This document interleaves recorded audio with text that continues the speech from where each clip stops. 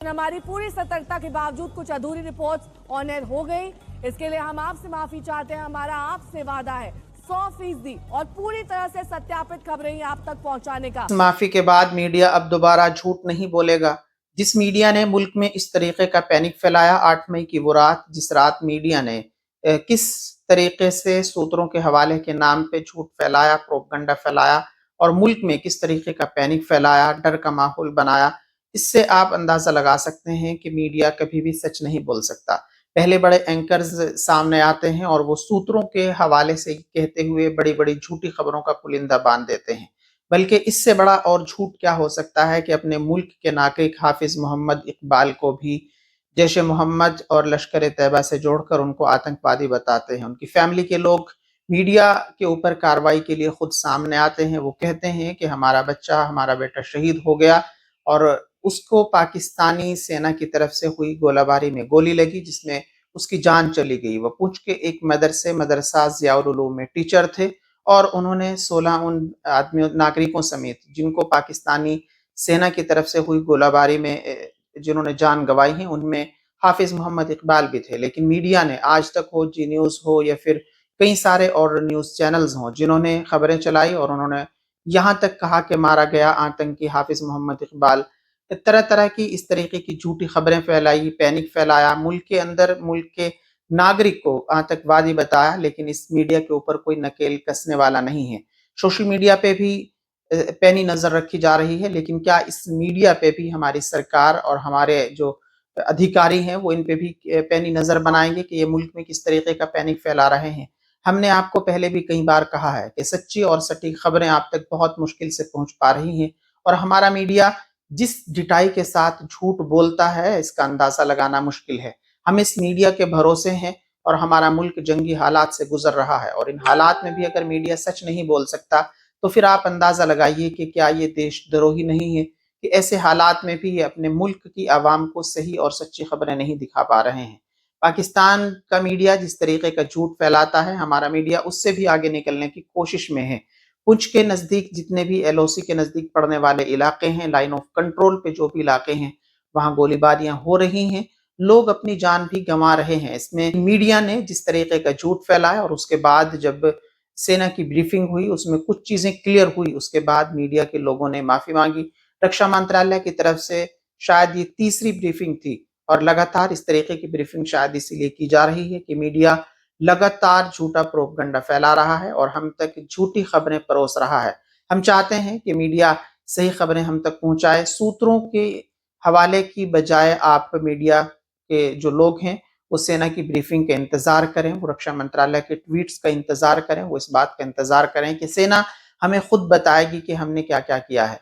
उन्हें ये बात समझनी चाहिए कि हमारे मुल्क के जो जवान, जो सेना के हमारे मुल्क के जो जवान सरहदों पे खड़े हैं, उनकी फैमिलियां, उनके बच्चे बड़े बूढ़े भी ये खबरें देखते हैं, वो किस तरीके का पैनिक और किस तरीके का डर और किस तरीके के खतरात उनके घरों में फैलते होंगे, इसका अंदाजा एसी में बैठकर बड़े बड़े एंकर जो खबरें चलाते हैं उन्हें शायद नहीं है। इसलिए तमाम लोगों से गुजारिश है कि इस तरीके की जो झूठी खबरें हैं उनसे सतर्क रहिए और कोशिश कीजिए कि सेना की जो ब्रीफिंग है उसको देखिए। हम आपके साथ इस वीडियो के जरिए से सेना की जो ब्रीफिंग है उसमें थोड़ी सी कवरेज चलाएंगे जिससे आप अंदाजा लगा सकते हैं कि सही और सटीक खबरें क्या हैं।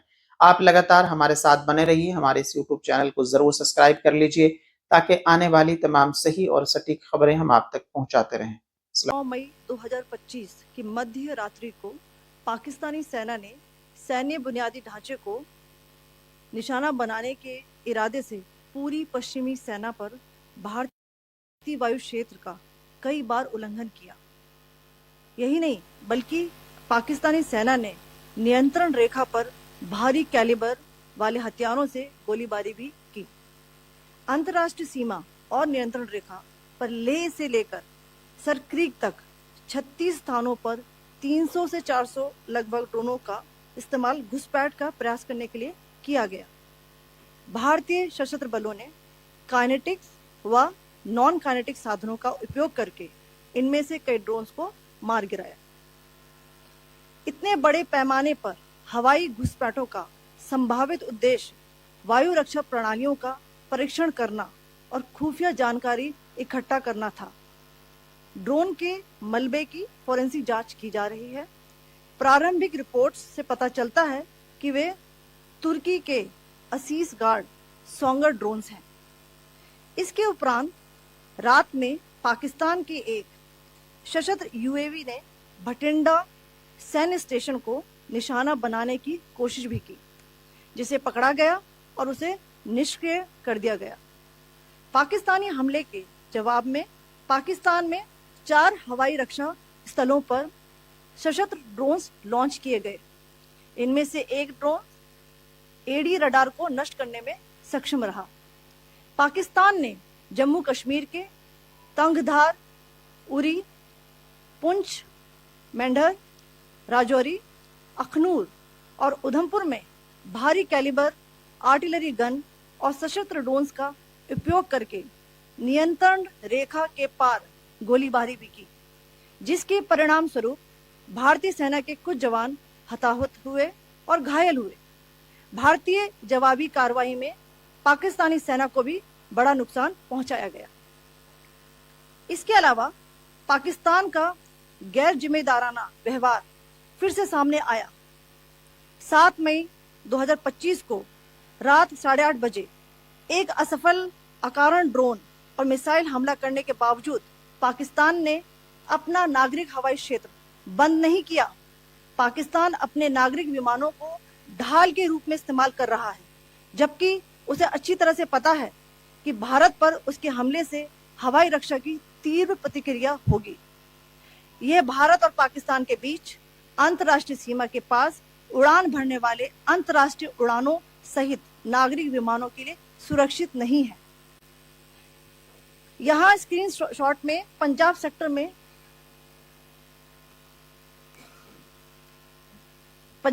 में हाई एयर डिफेंस अलर्ट स्थिति के दौरान एप्लीकेशन फ्लाइट रडार 24 का डेटा दिखाया गया है।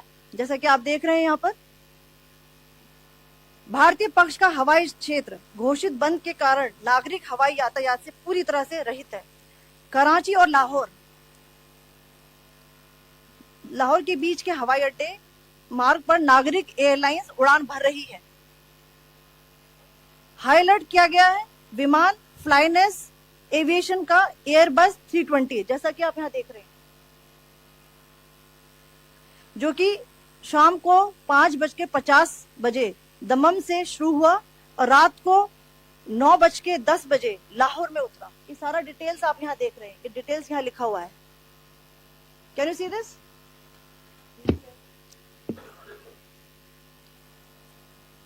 भारतीय वायुसेना ने अपनी प्रतिक्रिया में काफी संयम दिखाया और इस प्रकार अंतरराष्ट्रीय नागरिक विमान सेवा की सुरक्षा सुनिश्चित की। धन्यवाद। जय हिंद।